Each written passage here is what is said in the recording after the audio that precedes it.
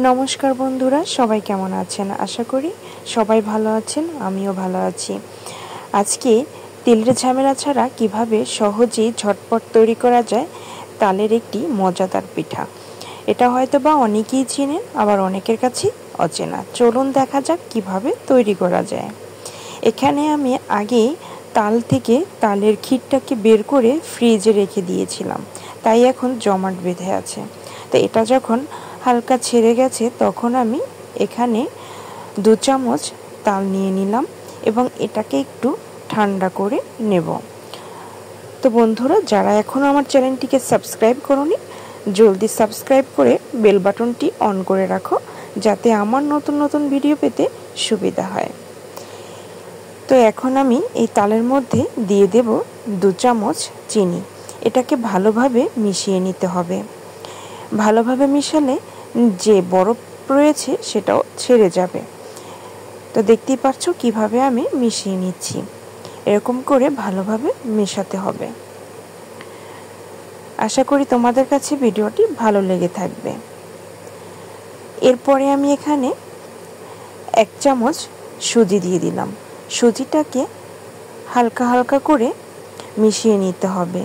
একসাথে যদি আমরা মিশাতে চাই তাহলে এটা দলা পেকে যাবে, তাই অল্প অল্প করে এটাকে মিশিয়ে নিতে হবে। আশা করি আমার ভিডিওটি দেখে তোমরা বুঝতে পারছো কিভাবে আমি মিশাচ্ছি।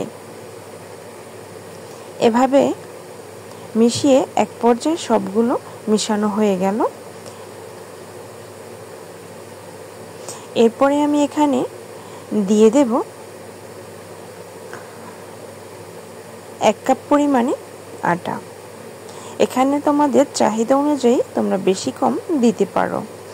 এটাকেও সেম প্রসেসে আমি অল্প অল্প করে মিশিয়ে নেব। একসাথে মিশাতে যাব না, তাহলে এটা দলা পেকে যাবে, ডোটা সুন্দরভাবে তৈরি হবে না। এরপরে আগের থেকে আমি এখানে কলাপাতা নিয়ে নিলাম এবং কলাপাতাটার উপরে সরিষার তেল মাখিয়ে এবং হালকা করে ঘুরিয়ে ঘুরিয়ে পিঠাটাকে তৈরি করে নিলাম এবং হাত দিয়ে একটা চাপ দিয়ে দেব। হয়ে গেল।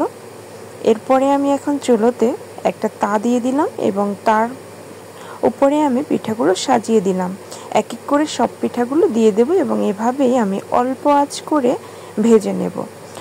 যদি আমরা এখানে হাই হিটে রাখি তাহলে পিঠাগুলো পুড়ে যাওয়ার সম্ভাবনা থাকে, তাই এটাকে অল্প আঁচে করেই ভেজে নিতে হবে।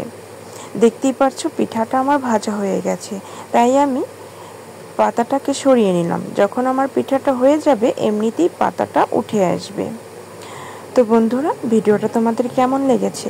অবশ্যই ভালো লাগলে লাইক, কমেন্ট এবং সাবস্ক্রাইব করতে ভুলো না এবং বাসায় কিন্তু একবার হলেও ট্রাই করে দেখবে।